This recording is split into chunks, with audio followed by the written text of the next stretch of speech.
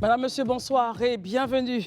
Le président Alassane Ouattara continue de garder le suspense. Il a déclaré qu'il n'a pas encore pris de décision concernant sa candidature à l'élection présidentielle prévue en octobre prochain, tout en soulignant qu'il est en pleine forme et désireux de continuer à servir son pays. Il a fait savoir donc aujourd'hui, lors de la présentation des vœux au corps diplomatique. Merci d'être avec nous. Le Grand Talk démarre maintenant.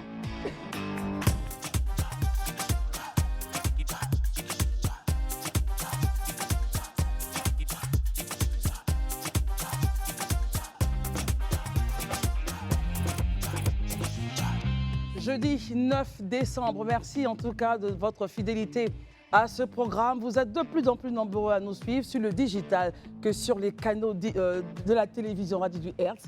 Merci en tout cas de votre fidélité à ce programme. Nos amis sont encore là ce soir. Daouda Koulibaly, bonsoir. Bonsoir Christelle, bonsoir à tous et bonsoir chez vous. Je me permettrai de saluer deux personnes aujourd'hui. Allez-y, je vous en prie. Je salue Loseni Kibafouri depuis Paris, qui chaque fois m'appelle pour savoir de quoi on parle aujourd'hui. Et saluer Beira qui est en Italie, qui eux continuent toujours de suivre le talk. Je vous salue, mes deux camarades. Élisée Bouloube, bonsoir. Bonsoir Christelle, bonsoir chers téléspectateurs. Je voudrais faire un coucou particulier à mon frère Alfred Ouadé. C'est un chanteur originaire de la région des montagnes et qui nous convie donc le dimanche à un grand moment de reconnaissance au Seigneur. Je voudrais déjà en tout cas lui dire qu'il a tout mon soutien et que je suis de cœur avec lui et que je serai à ses côtés ce dimanche. Merci Élisée. Pascal, bonsoir, merci d'être là. Merci Christelle, bonsoir à vous et bonsoir à tous les téléspectateurs et à tous ceux qui nous suivent. Moi je vais saluer Monsieur Martin Nguessan, un très grand acteur de la formation continue ici en Côte d'Ivoire, à qui je souhaite tous mes voeux de bonheur. Herman Aboua, bonsoir, merci d'être là. Bonsoir Christelle, bonsoir chers téléspectateurs, bonsoir chers amis. Pascal, du moins Sarah, Pascal, Sarah, voilà. Sarah, bonsoir, merci d'être là. Bonsoir Christelle et bonsoir à tous. Le président, dans son propos donc aujourd'hui en face du corps diplomatique, continuait ses propos en disant qu'il ne regrettait pas d'avoir accepté la proposition de sa formation politique, rappelez-vous, en 2020, précisant que le Rassemblement des oufouettistes pour la démocratie et la paix compte une demi-douzaine de cadres qualifiés pour se porter candidat à la présidentielle. De toute façon, comme je le disais donc à l'entame de ce temps d'antenne, le suspense, pour l'instant, demeure. Élisée, nous commençons avec vous. Ouais, on ouvre le bal, bien sûr. Bon, je pense que le chef de l'État, comme je le dis, veut toujours garder, je veux dire, cette prérogative-là, d'être celui-là qui a le gouvernail et donc qui oriente, je veux dire, les sujets, les débats. Donc, il veut que ce soit le calendrier qu'il a adopté qui soit accompli. Quand il dit qu'il ne s'est pas encore décidé, parce qu'il sait que c'était forcément, ou du moins tout le monde est un peu accroché à ses lèvres pour savoir s'il sera encore candidat ou pas. Mais il dit qu'il ne s'est pas encore décidé. Mais en même temps, je pense que dans les propos du chef de l'État, pour moi, il y a des indices. Parce que quand il dit qu'il ne s'est pas encore décidé, mais il tient déjà à rassurer qu'il est en très bonne santé, qu'il se porte bien et qu'il est même désireux de continuer à servir son pays. Moi, je me dis... C'est vrai qu'il n'a pas dit ouvertement qu'il est candidat, mais je me dis que tous les ingrédients sont réunis pour qu'on puisse le revoir encore. Mais quand il rappelle la demi-douzaine, justement, toujours présente. Oui, mais la demi-douzaine, ce n'est pas forcément pour maintenant. La demi-douzaine peut s'inscrire dans un processus pour dire qu'il continue de faire confiance à cette demi-douzaine. Il peut continuer, mais s'il continue, ce n'est pas parce que cette demi-douzaine est incompétente, mais c'est parce qu'il estime qu'il doit encore poursuivre, il doit servir son pays encore à un certain niveau, qu'il continue. C'est un peu comme ça que moi, c'est comme ça que moi je comprends la chose. Voilà, donc cette demi-douzaine-là va s'inscrire dans un processus futur, pas forcément maintenant.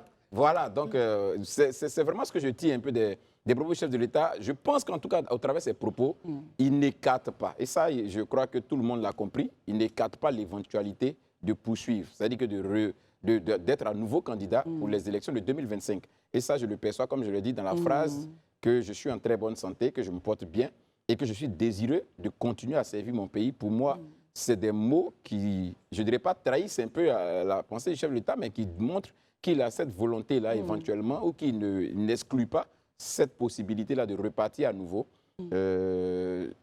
Certainement qu'il va se choisir son timing, comme il sait le fait de dire officiellement quand est-ce qu'il...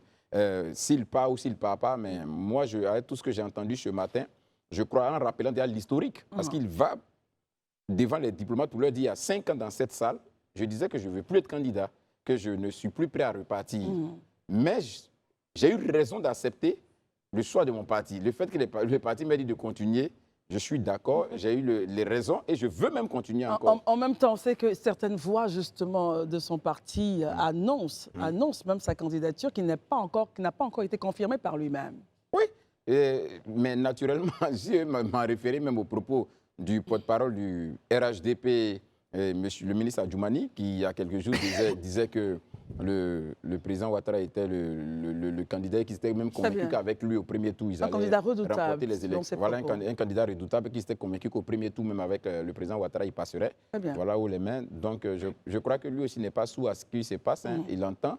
Et je n'exclus, comme je le dis au travers du discours du chef de l'État, je n'exclus pas la possibilité pour lui de repartir de plus belle.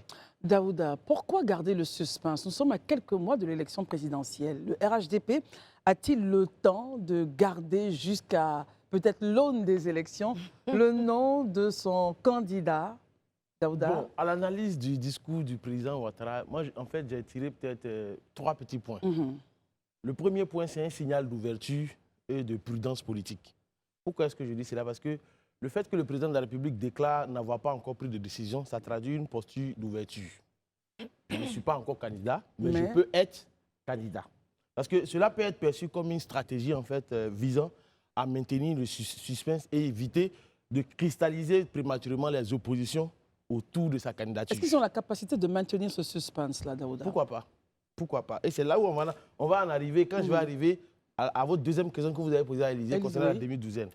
En laissant entendre qu'il est en bonne santé et prêt à servir son pays, il laisse une porte ouverte sans toutefois s'engager afin de jauger les dynamiques internes et externes. Vous pensez? Ça, c'est mon analyse sur le point. Parce que le deuxième point que ça, le deuxième analyse que ça appelle de ma part, c'est que quand il revient sur la question de la demi-douzaine de personnes qui peuvent le remplacer, Ouattara met en avant la capacité de son parti politique, le RHDP. Cette capacité-là qui veut dire qu'aujourd'hui, ils ont ils ont la puissance institutionnelle pour pouvoir gérer, même si ce n'est pas lui, n'importe qui vient derrière, après lui, peut gérer et peut battre tout le monde. C'est ce qu'il est en train de dire avec la demi-douzaine de personnes. Maintenant, il réitère son engagement pour un scrutin pacifique, transparent, démocratique. Ouattara s'adresse ici, en fait, à l'opinion nationale et internationale. En fait, il renforce en fait, l'image d'un dirigeant qui est soucieux de la stabilité de la Côte d'Ivoire. Sarah, votre commentaire justement sur le non dit ouvertement qu'on perçoit dans ses propos.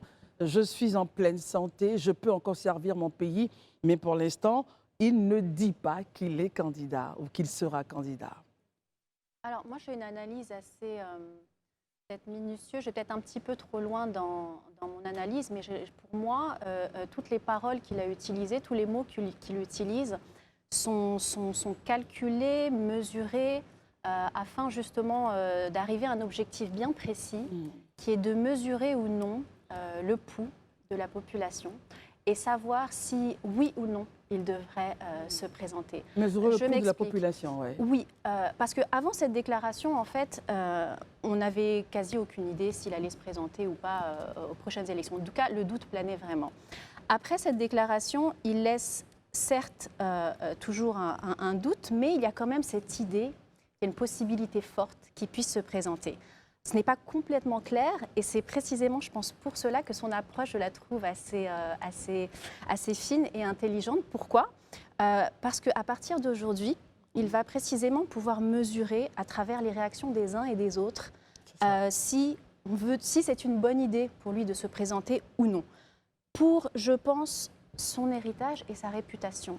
Dans l'ordre, il dit « Moi, à la base, je voulais laisser la nouvelle génération se présenter lors du dernier mandat, mais je n'ai pas regretté. » Donc, il ne regrette pas cette position, donc il l'envisage éventuellement dans le futur.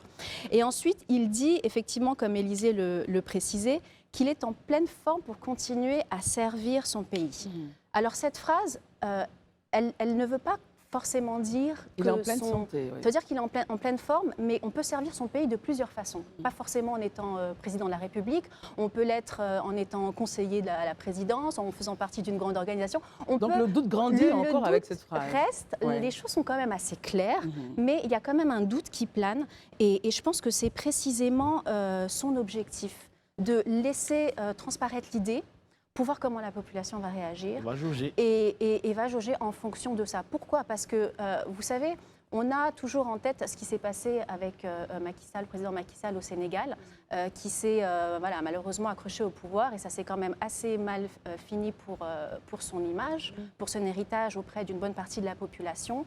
Je pense que n'importe quel président veut partir sur une bonne image, en sortant à la grande ministre porte. comme candidat. Exactement. Donc, je pense qu'il se donne du temps à travers cette déclaration et qu'à travers les réactions des uns et des autres, il pourra prendre une décision ferme dans les prochaines semaines, voire les prochains mois. Donc, je dis vraiment bravo.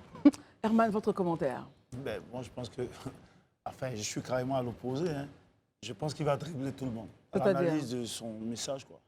Dribbler tout le monde? Oui, il va dribbler tout le monde. Parce que je pense... J'avais encore des doutes qui se présentent. Mais aujourd'hui, je suis convaincu qu'il ne va pas se présenter. Le président Ouattara, d'ordinaire, ne se dévoile pas ainsi. Vous voyez, qu'ils disent, par exemple, qu'il tient à rassurer tout le monde qu'il est en bonne santé, qu'il peut gérer.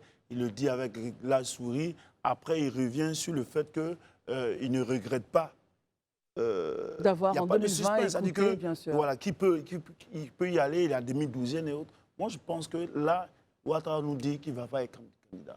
Et que parmi sa demi-douzaine de personnes, il va choisir quelqu'un. Je peux me tromper, mais je veux dire que d'ordinaire, le président Ouattara ne se dévoile pas aussi facilement. Et ça, il a montré. Il dit qu'il ne prend pas il n'a pas encore pris de décision, mais il prend la décision de dire que je souhaite toujours continuer de servir mon pays. C'est une décision qu'il prend là, qu'il montre. Mais, or, il se dévoile pour dire que les gens, aujourd'hui, ils peuvent vous dire que je vais être candidat.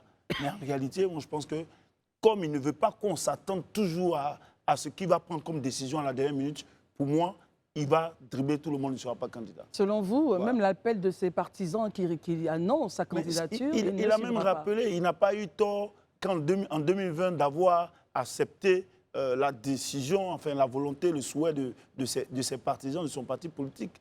Il le dit. Ses partisans appellent sa candidature. Ça appelle encore sa candidature. Oui. Ça veut dire qu'il peut encore une fois accepter. Or, il veut dribbler tout le monde. Et cette fois-ci, moi, je pense qu'il ne va pas être candidat. C'est votre point de vue. Pascal, réaction justement, quand on finit d'écouter les autres amis sur ce sujet. Comment est-ce que vous appréhendez ce discours-là? Mais rebondissons par exemple sur les multiples meetings qui ont été tenus, qu'a tenu son parti depuis déjà quelques mois. Et des mots clés, des mots forts en ressortent. Candidat naturel, candidat redoutable, victoire au premier tour. Il ne faut pas se perdre en conjecture, il faut savoir lire entre les lignes. Je m'étonnerais de constater que tous ces meetings-là, avec tous ces mots forts, avec tous ces mots-clés, a été fait ex nihilo de la volonté du président. Il me semble que ce n'est pas dans ses habitudes. Oui, les chroniqueurs ont le bonheur de n'avoir leur point de vue qui ne les engage qu'eux-mêmes, mais je ne vois pas Monsieur le Président de la République être celui qui dribble. Au contraire, je pense qu'à dessein, il a voulu couper la poire en deux.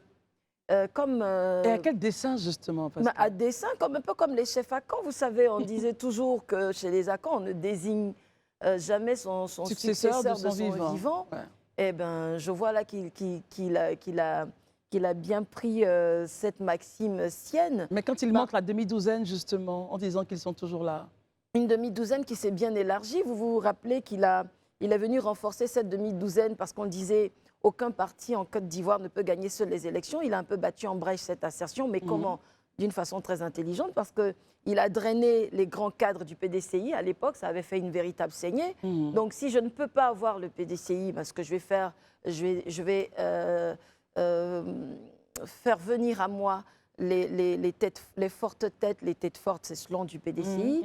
Je vais faire venir à moi l'UDPCI. Aujourd'hui, les ministres conseillers à la présidence, vous savez bien qui ils sont.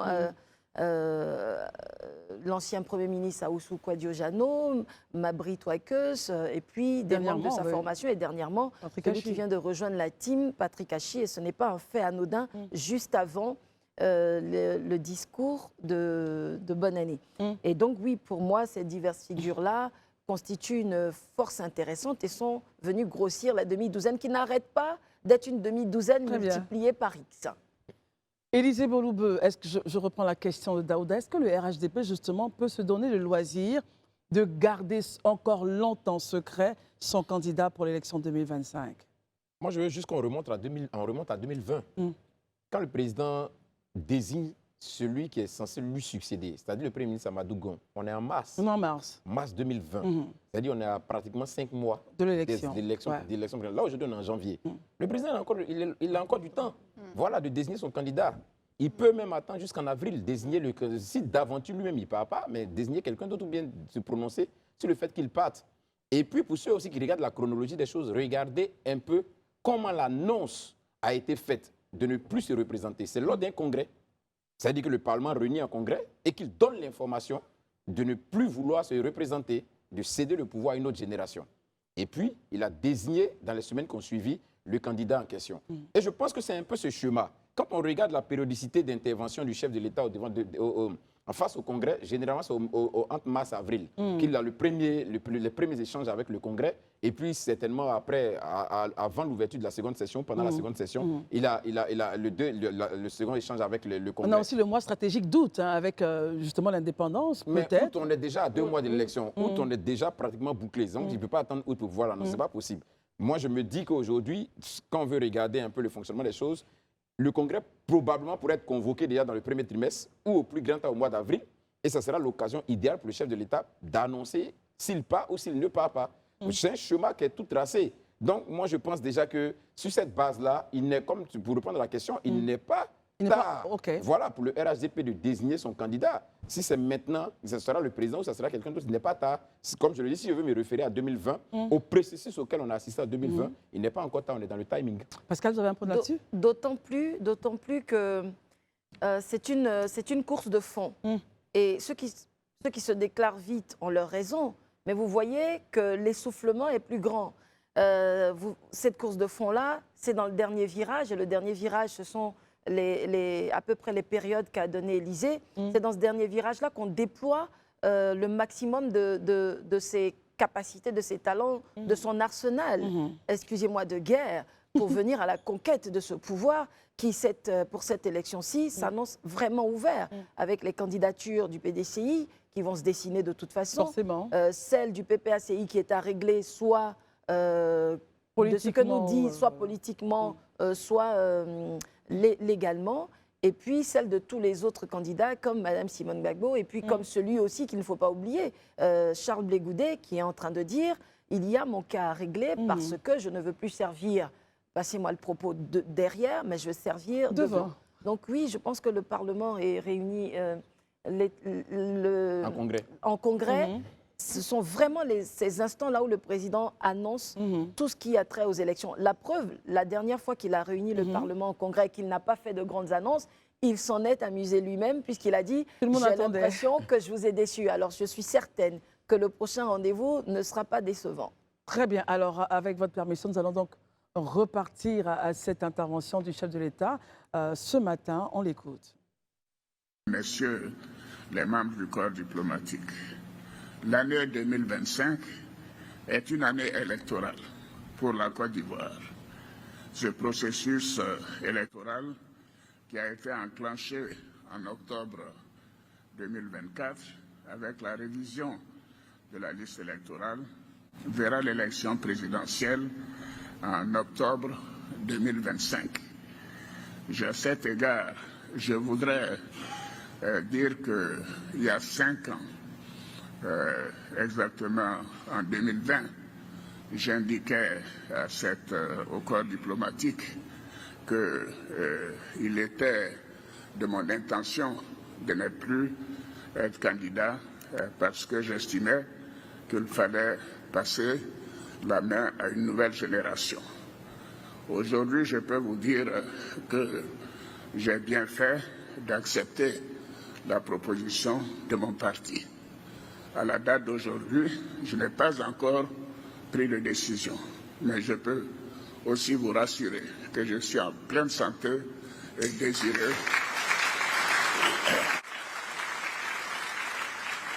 Je suis en pleine santé et désireux de continuer de servir mon pays. Mais comme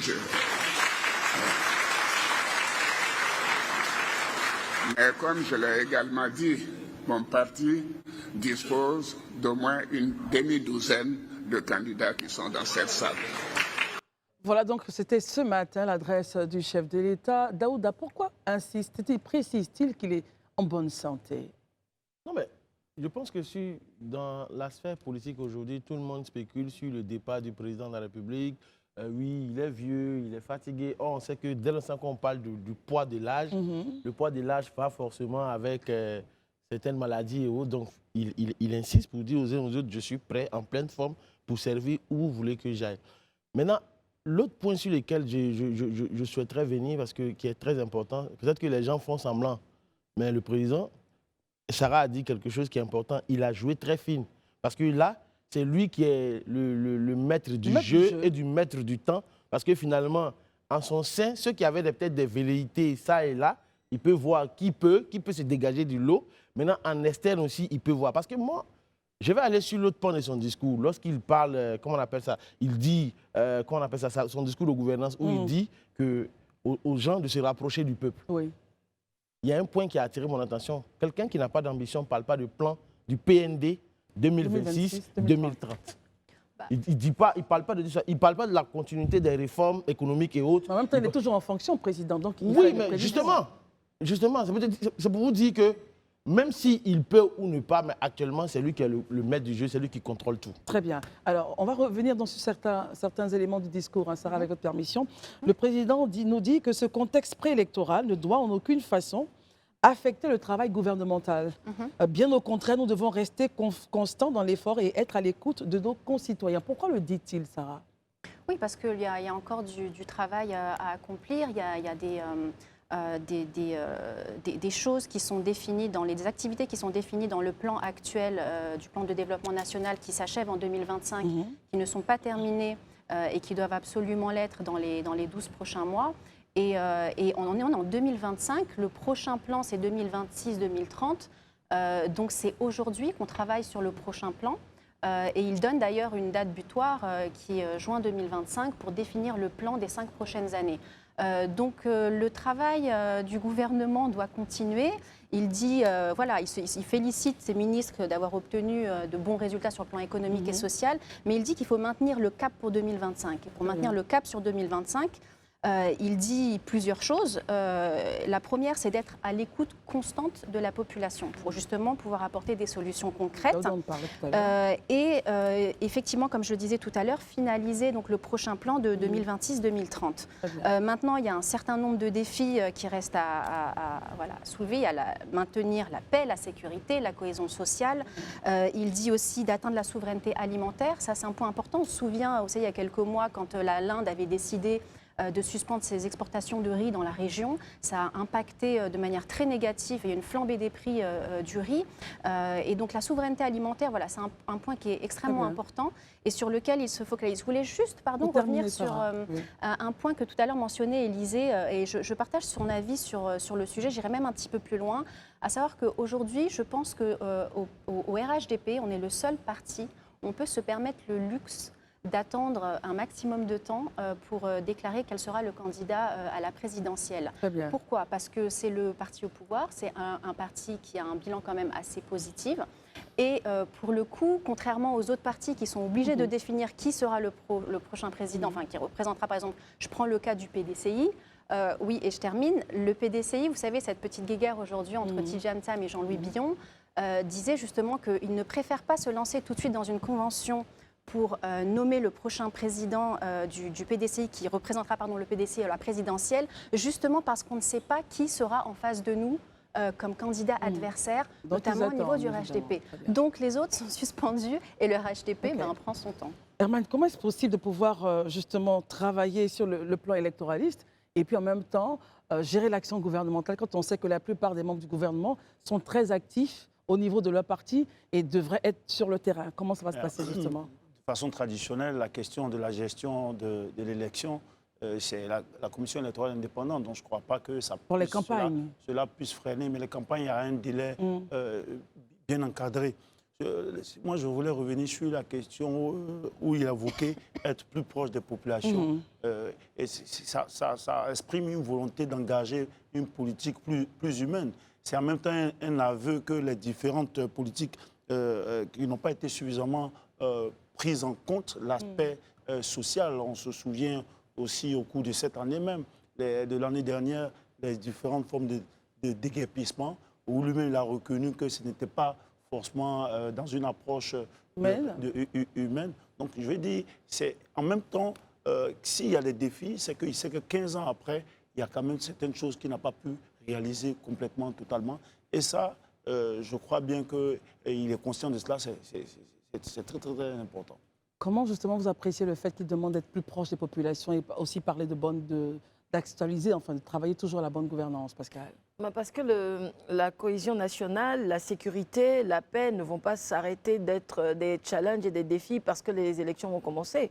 Nos frontières sont toujours à sécuriser, à surveiller. Nous sommes dans un contexte sous-régional délicat, voire délétère pour certains pans de nos frontières. Donc il est important, même si quelques signaux par rapport au dernier communiqué relativement aux diplomates, notamment entre le Burkina Faso et nous-mêmes, a permis de dire on a quand même des points de convergence, de dissiper quelque chose. Et j'espère que c'est le début d'une décrispation, parce qu'il faut bien un début à tout, mais les importants défis sécuritaires liés à la menace terroriste globalement, au maintien de la sécurité sur toute l'étendue du territoire national, mais aussi aux défis qui reviennent souvent, la vie chère, l'accès à certaines infrastructures doit continuer, mais aussi la poursuite du travail engagé. Vous-même, vous le constatez, Abidjan est en chantier, l'intérieur du pays, en de nombreux points névralgiques, est également en chantier, surtout dans les capitales de région. Il faut continuer de travailler.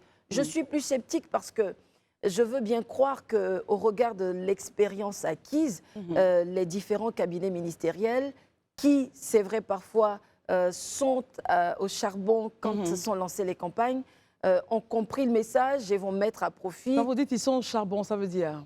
Ça veut dire qu'on s'est parfois retrouvé avec l'administration qui était très sollicitée pendant les campagnes. Donc ce que le président, pour ma part, essaie de dire, c'est que tout le monde puisse s'armer, prendre des dispositions afin que, en même temps, il faudra être présent sur le champ de la bataille électorale, mais aussi se dire que le combat continue parce que il faut être aussi présent au bureau. Mais c'est une autre forme de campagne que de montrer que l'administration est assez mûre pour continuer d'être efficiente et efficace, même pendant une campagne électorale. Merci Pascal. Et c'était justement le point sur lequel je voulais donc revenir avec, je pense, Herman. Et vous l'avez expliqué. C'est vrai, il y a les campagnes, il y a la campagne, il faut être sur le terrain, mobilisé et tout. En même temps, il faut être présent au bureau et c'est souvent ça le challenge avec les politiques lorsqu'il y a donc les périodes électorales. Mais bon, le président a donné l'information, chacun devra, comme vous l'avez dit. Non mais Christelle, on n'est pas en campagne. Non, il dit simplement, écoutez bien, Élisée, il dit, il faudra, et je retrouve donc les propos, il faudra faire en sorte que malgré le contexte électoraliste, l'action gouvernementale continue, Élisée. Oui, je suis d'accord, mais en réalité, le président n'a même pas à le dire. On n'est pas en campagne. Mais il a dit. Donc, non, je comprends. Je veux dire que logiquement, logiquement, on ne devrait pas abandonner l'administration au profit des campagnes. Parce que tout est contenu dans un calendrier, dans un chronogramme. On n'est pas en campagne.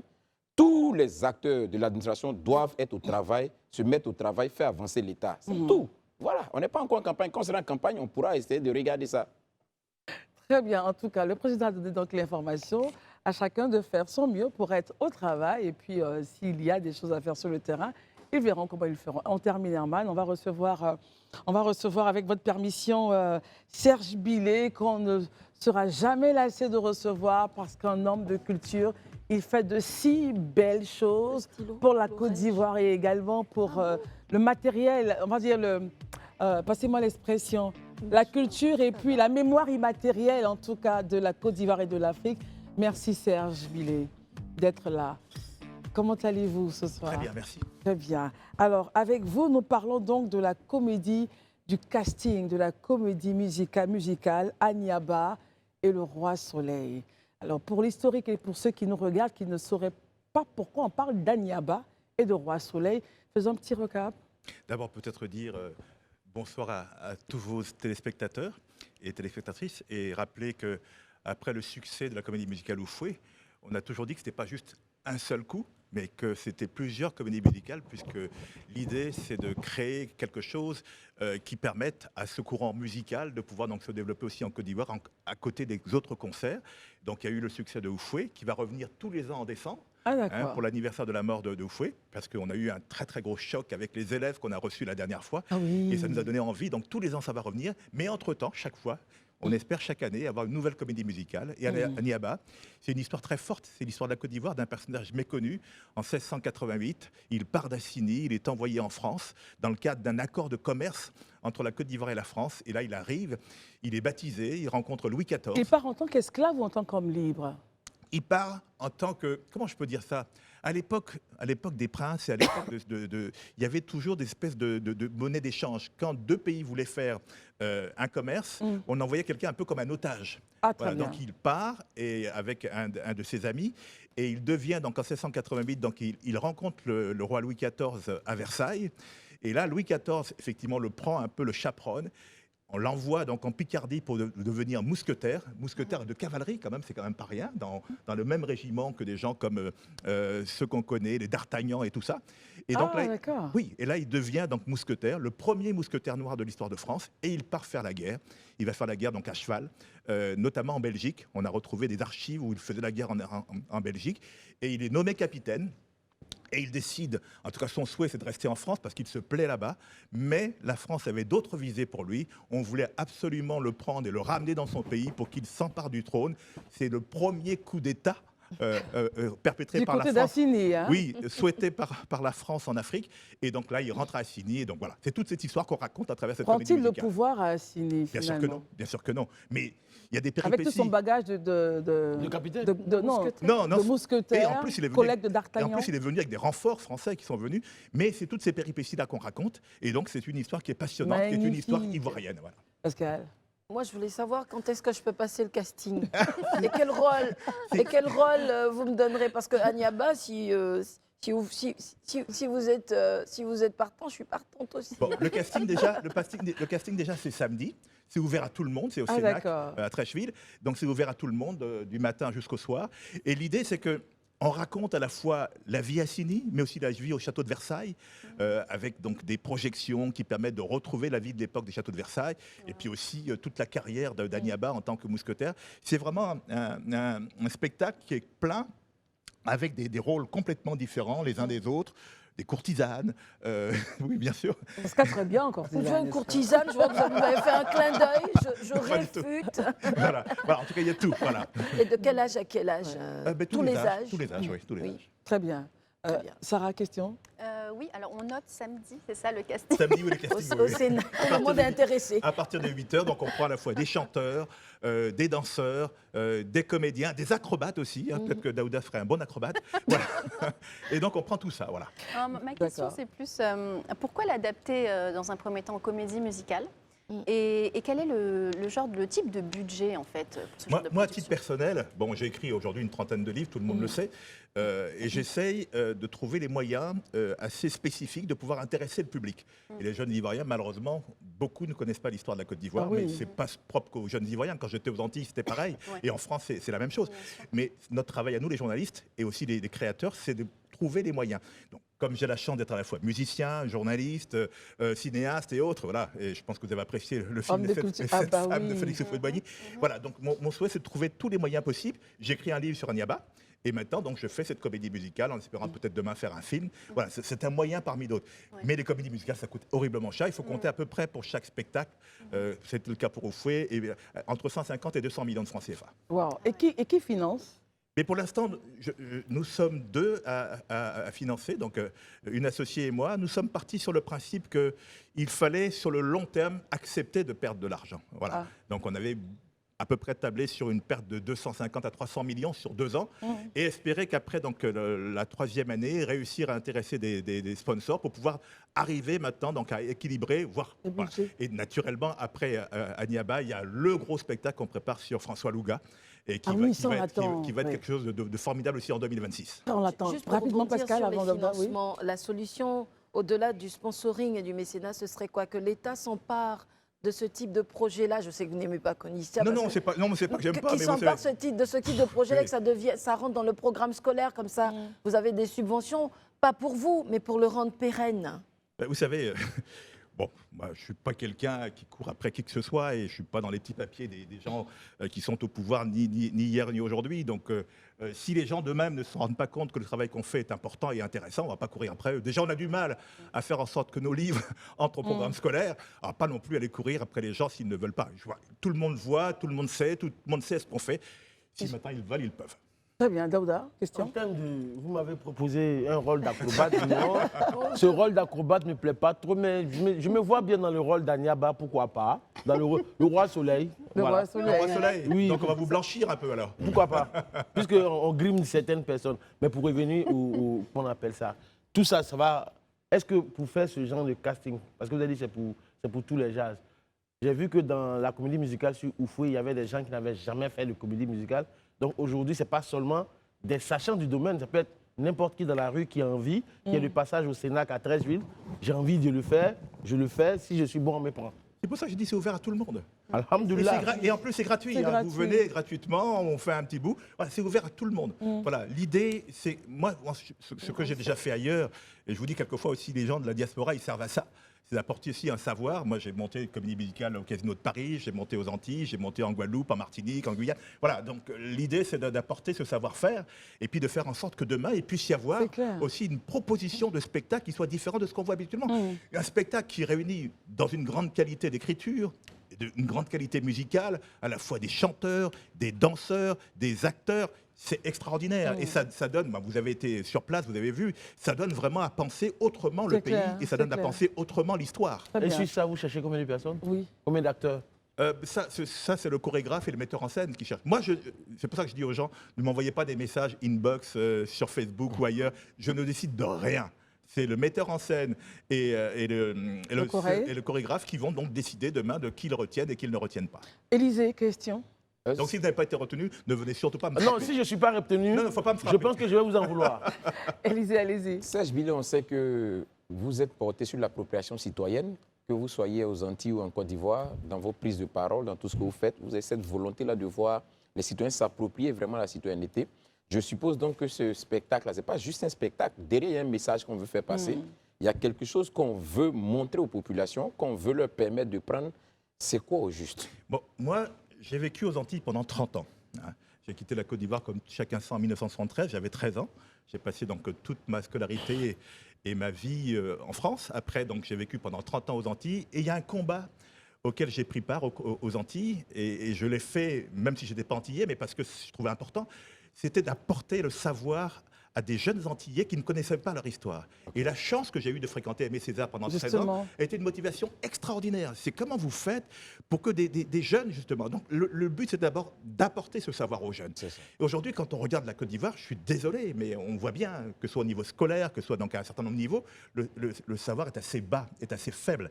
Donc le travail que nous avons à faire, nous les journalistes, et moi je le dis toujours sans aucune gêne, j'étais quelqu'un qui a critiqué Houphouët-Boigny, mais je reconnais qu'Houphouët-Boigny a fait des choses extraordinaires, et notamment l'école. L'école qu'on a eue, nous, à notre époque, était une école extraordinaire. On n'a pas le droit, ayant bénéficié de cela, de revenir chez soi et puis de ne rien donner en retour. J'estime que, justement, au regard de ce que j'ai reçu, j'ai le devoir de rendre. Donc, le tout, c'est de restituer donc, ce savoir.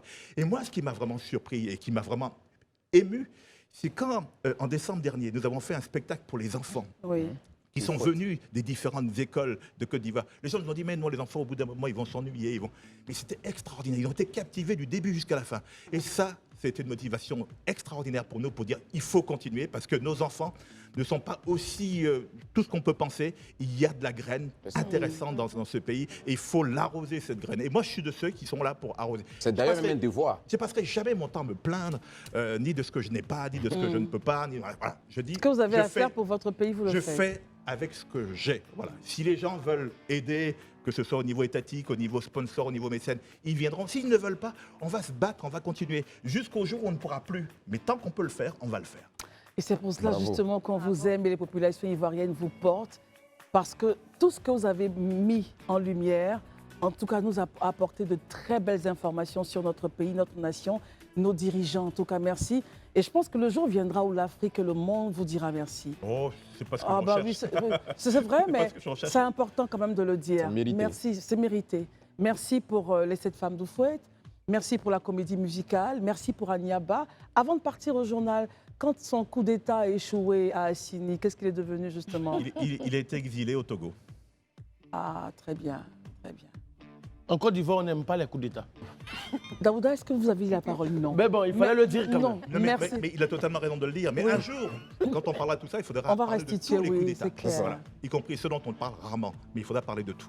Moi, je suis un journaliste à la base. C'est vrai que j'ai raccroché il y a 2 ans et que je fais très très peu mon métier maintenant parce raccroche que ça ne jamais, en m'intéresse fait, pas. quand on est journaliste. Mais la fibre est toujours là. Mais je vous dis, si un jour il faut parler de tout, on parlera de tout. C'est clair. Sans aucun problème et sans aucun tabou. Merci. En tout cas, pour demain, ça sera le casting de Aniaba et du Roi Soleil.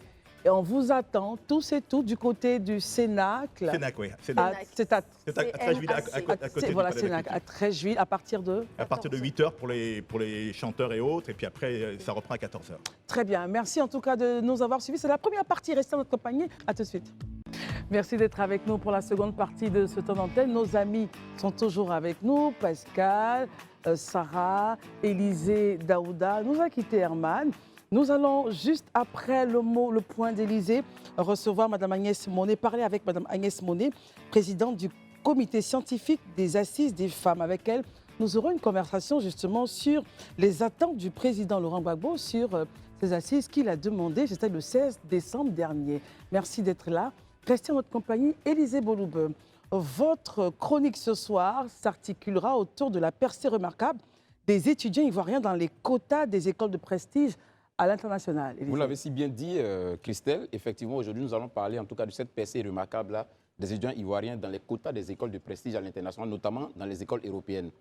Déjà, il faut retenir que depuis un peu plus de 10 ans, l'on assiste à un nombre de plus en plus croissant d'étudiants ivoiriens qui intègrent les écoles de prestige au niveau international. Pour preuve, pour l'année 2024-2025, ce sont environ 27 étudiants qui ont été admis dans des institutions de renom telles que X Polytechnique. Vous savez, X Polytechnique, hein, c'est une école de prestige, Sciences Po Paris, HEC Paris, ESSEC, ESCP Business School, EDEC et EM Lyon.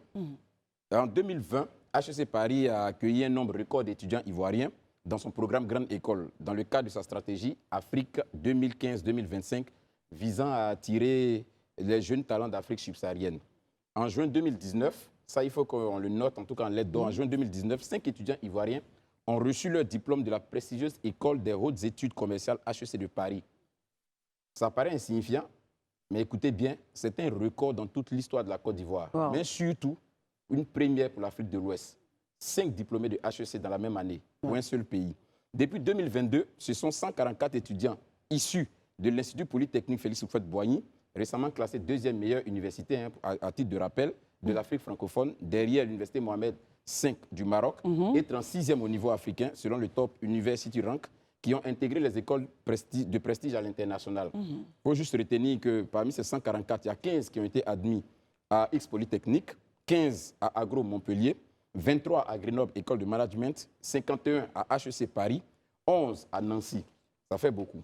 Aussi, 25 étudiants issus de l'École supérieure des travaux publics ESTP, c'est l'une des écoles de l'Institut national polytechnique de Yamoussoukro, ont intégré la prestigieuse école de Shenzhen en Chine en 2024, alors que 24 avaient déjà intégré cette prestigieuse école-là en 2022. Comme vous le constatez au regard de tout ce vivier-là et devant les défis auxquels fait face la Côte d'Ivoire, on peut se poser aisément la question, comment capitalisons-nous sur ces ressources-là? C'est d'autant plus que nous avons plusieurs étudiants et non des moindres qui aujourd'hui portent le flambeau la Côte d'Ivoire dans ces écoles-là. On en veut pour preuve, hein, Sarah, qui est, je veux dire, voilà, qui est une diplômée de ces écoles de prestige-là. À côté des écoles françaises, il y a Harvard. Hier, nous avons reçu ici, pour ceux qui s'en souviennent, notre invité. MIT. Voilà, il est diplômé de MIT. Il a fait Harvard. Et nous avons environ une centaine d'étudiants aussi ivoiriens qui sont dans des prestigieuses écoles Harvard, MIT et autres, tout ça.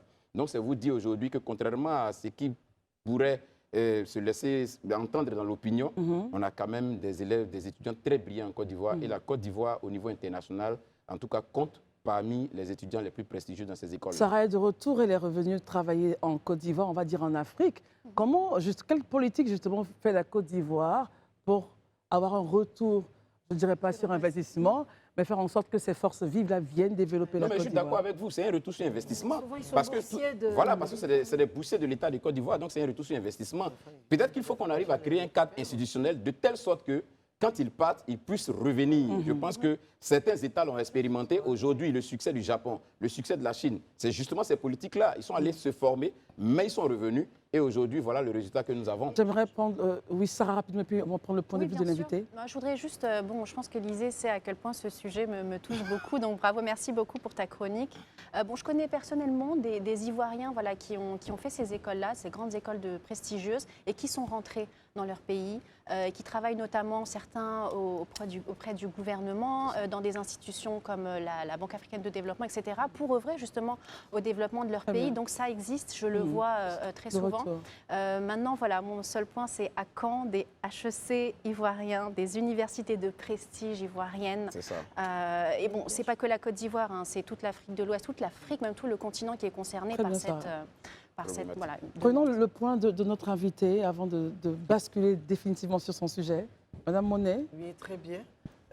Les éléments, les informations sont tout à fait rassurantes parce qu'on côtoie aussi certains de ces élèves-là qui fréquentent ces écoles prestigieuses aussi bien en France qu'aux États-Unis.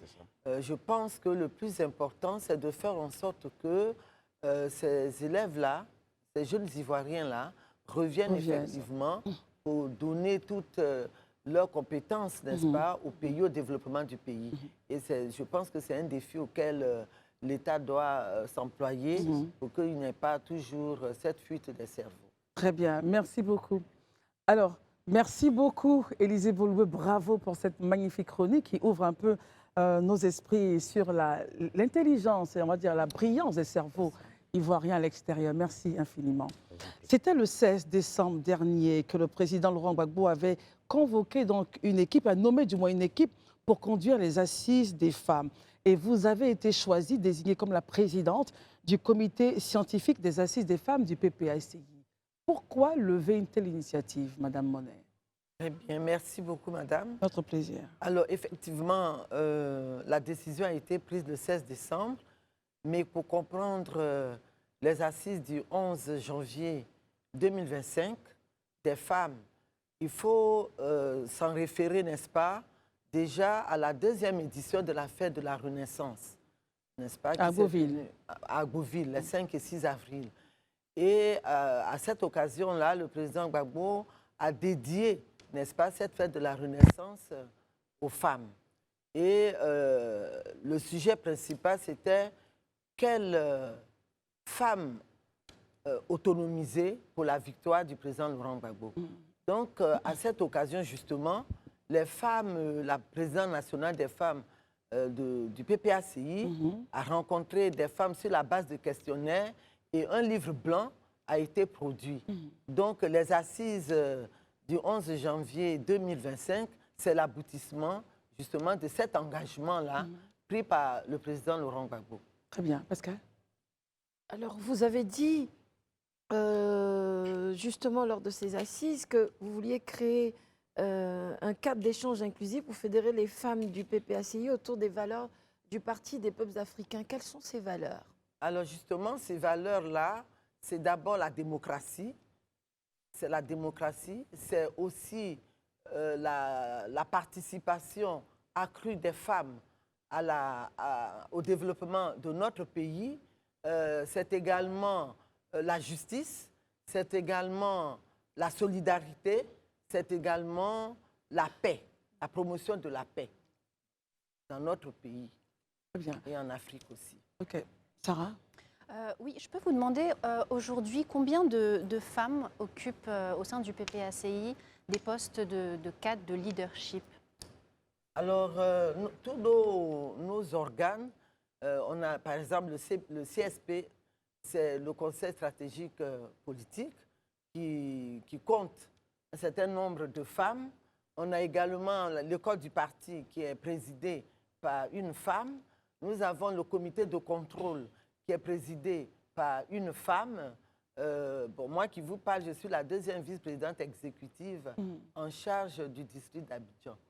Donc, nous sommes positionnés et nous nous battons pour que la présence soit beaucoup plus remarquée et remarquable. On ne peut pas parler de pourcentage, non?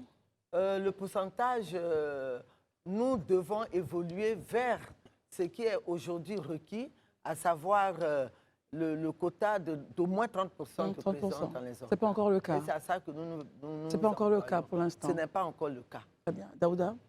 Madame Monet, je pense que, à l'aune de ce que vous venez de dire, les assises semblent en fait inclusives pour toutes les femmes, celles qui vont partager vos valeurs. Et pour celles qui ne partageraient pas votre valeur, qu'est-ce que vous mettez en œuvre pour appeler toutes ces femmes-là aujourd'hui, quand on sait que les femmes aujourd'hui ont le même problème? Mais justement, c'est parce que les femmes ont le même problème que je suis quand même surprise de vous entendre dire que et les femmes qui ne partageraient pas nos valeurs. C'est des valeurs de démocratie, c'est des valeurs de solidarité, n'est-ce pas? C'est des valeurs de participation effective au développement de notre pays et ce, dans tous les secteurs.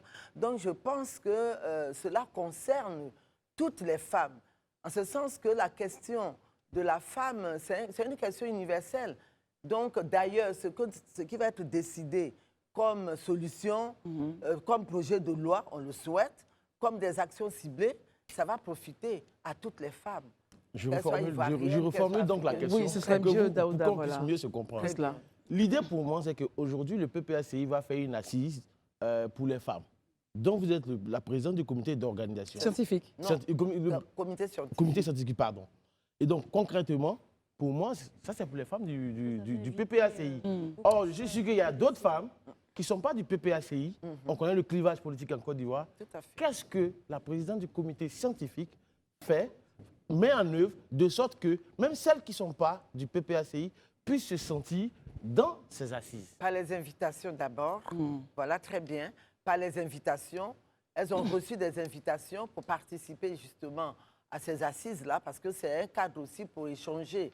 Et il y a aussi que, en tant que présidente du comité scientifique, j'ai eu recours à l'expertise de femmes qui ne sont pas du PPACI. Ah, d'accord. Très bien. Elles étaient clivées politiquement ou c'était des femmes de la société civile?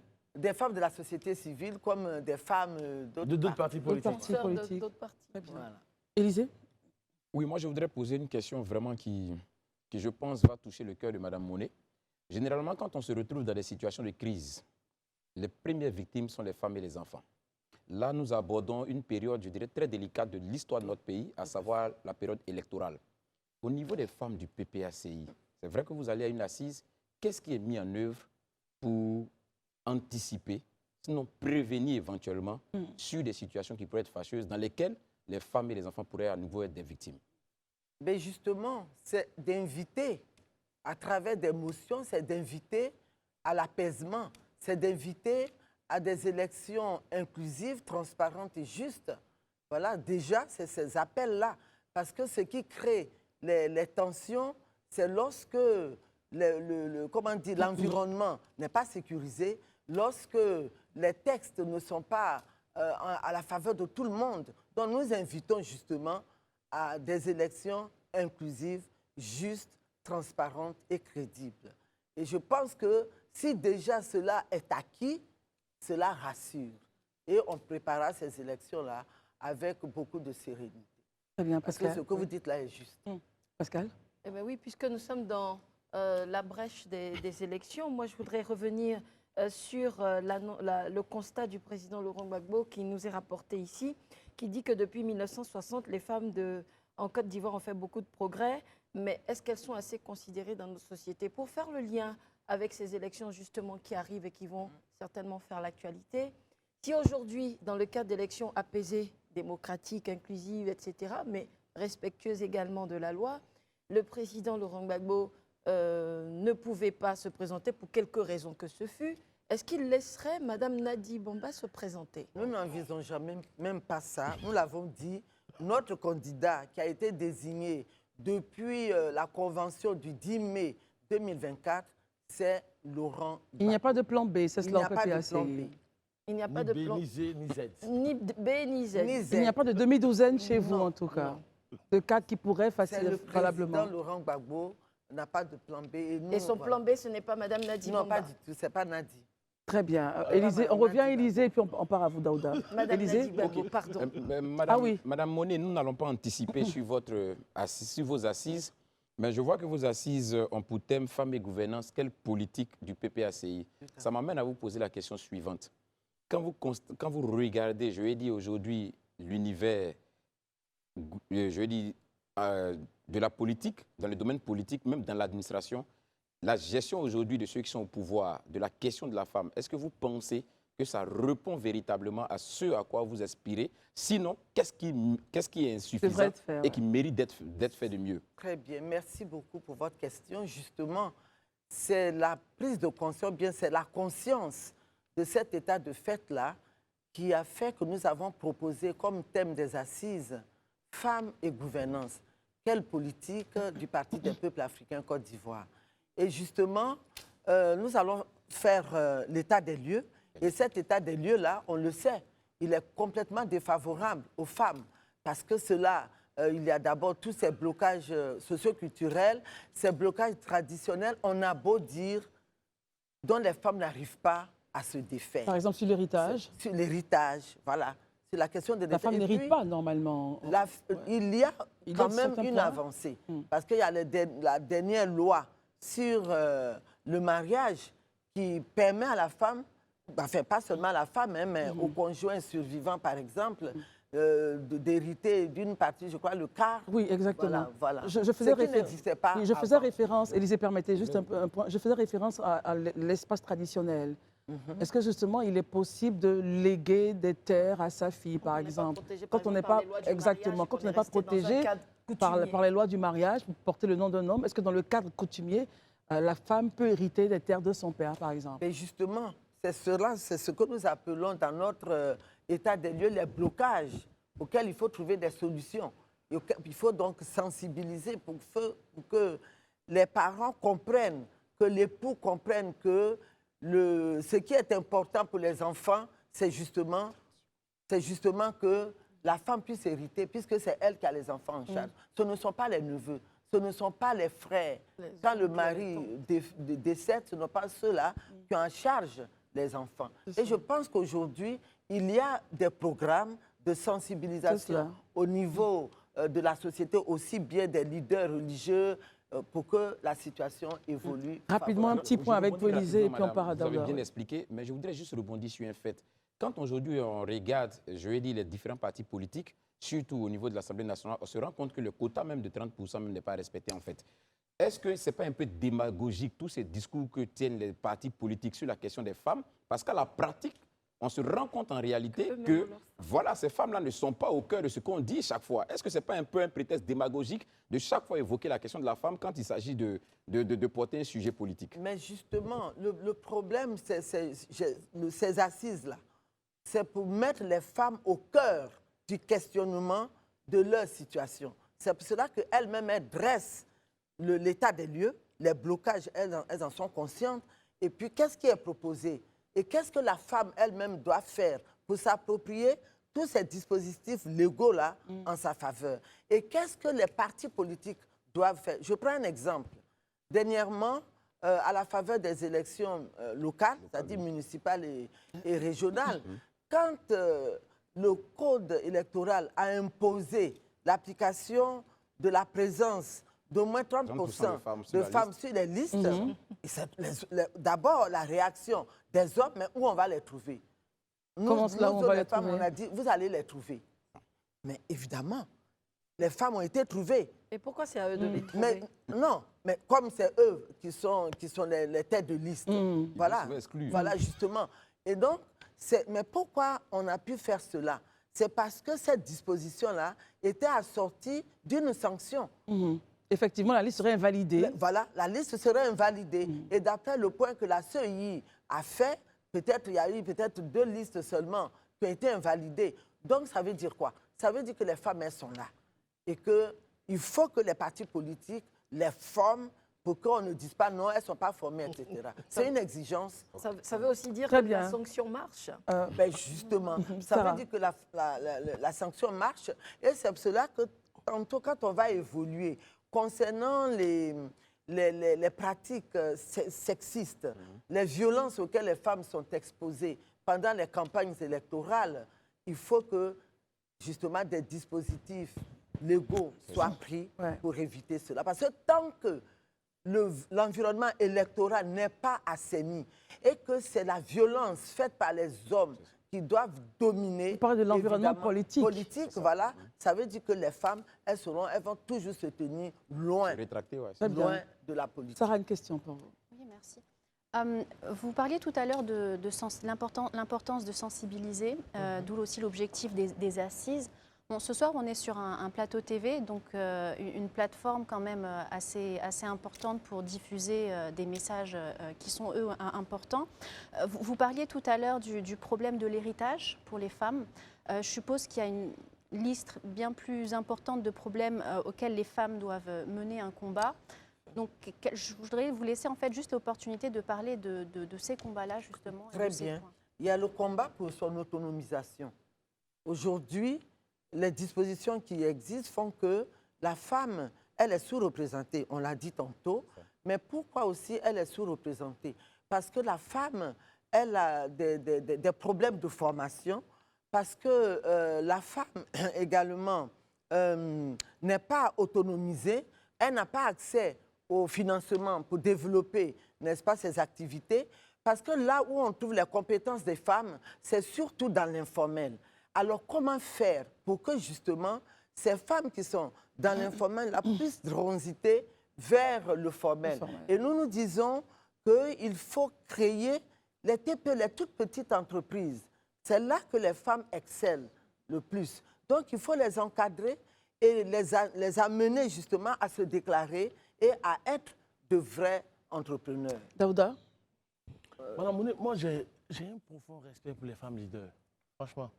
Quand je suis dirigé par une femme, je me sens bien, je me sens roi, comme d'après Maurice Carême.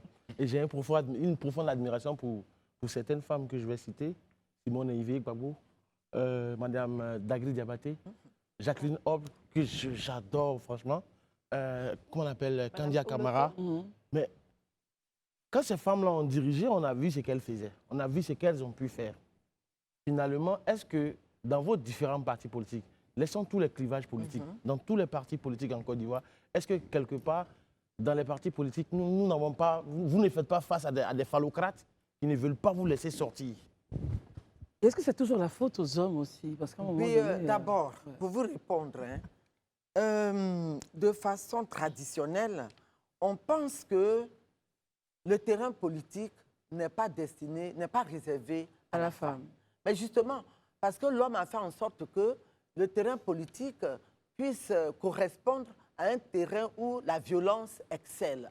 La violence à tout point de vue. Il y a ça. Donc il faut... Et puis il y a aussi que bon, les hommes, quand ils se retournent, c'est un homme qu'ils voient à côté d'eux.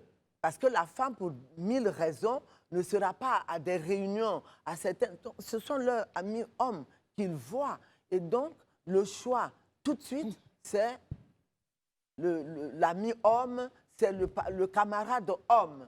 Parce que la femme ne sera pas toujours là devant l'homme pour que l'homme le voie. Le devoir familial l'appellera à un moment donné? Comment? Le devoir familial la ramènera à sa réalité? Oui, bien sûr, mais ce qui est sûr, c'est que d'abord, l'environnement immédiat des responsables, c'est un environnement masculin.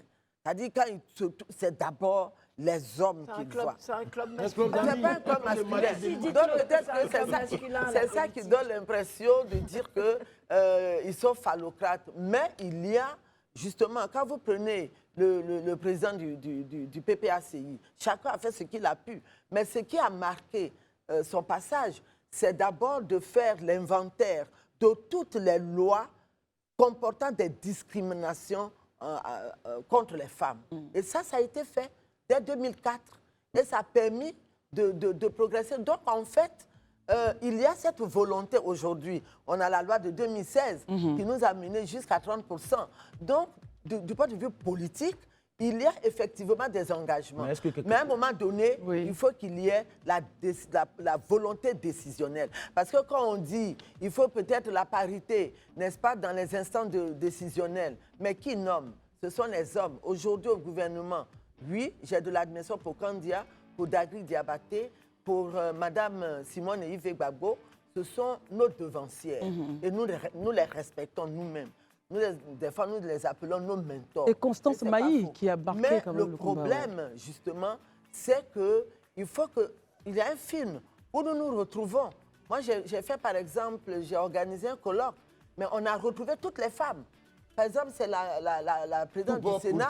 Ben voilà, c'est la présidente du Sénat qui était la présidente de ce colloque international. Et je suis certaine qu'à ce genre de réunion, il y a moins d'antagonisme, n'est-ce pas?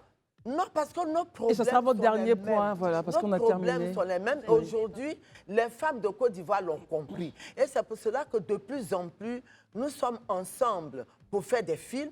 Nous sommes ensemble pour réfléchir ensemble. La prochaine femme présidente, c'est quand? Alors, merci beaucoup. Qu'elle se présente. Merci beaucoup, Madame Monet. On va garder la prochaine question parce que le temps, c'est de l'argent et c'est rare en télé. Vous le savez, quand il part, il est difficile de le ramener. Merci beaucoup. C'était très, très bien. En tout cas, notre conversation que nous avons eue autour de ces assises-là, qui auront lieu, on rappelle les dates rapidement. Le 11 janvier 2025, à la salle à Nomambo du Palais de la Culture. Moi, j'y serai personnellement. Comment? À partir de... Merci beaucoup de votre présence. Et vous verrez ce que nous ferons ce jour-là. Laissez Daouda. Laissez Daouda. À partir de quelle heure? À partir de 10h. À partir de 10h. En fait, à 10h, on démarre. On démarre, très bien. On démarre à 10h. Merci beaucoup. Et nous vous souhaitons d'avoir de très belles assises, en demandant aussi aux femmes de prendre leurs responsabilités. Tout à fait. Assez d'accuser les hommes, mais aussi il faut se lever et chercher la formation et se bâtir et aller au combat. C'est cela qu'on nous a confié ces assises-là. Merci en tout cas, Madame Monet, d'être venue. Vous êtes la présidente du comité scientifique des assises des femmes du PPACI. Merci infiniment. Merci, excellente soirée. Sarah, Pascal, Élisée, Daouda et Herman qui nous a quittés. Excellente soirée à vous. Merci de nous avoir suivis. Les programmes continuent sur Live TV. Bonsoir.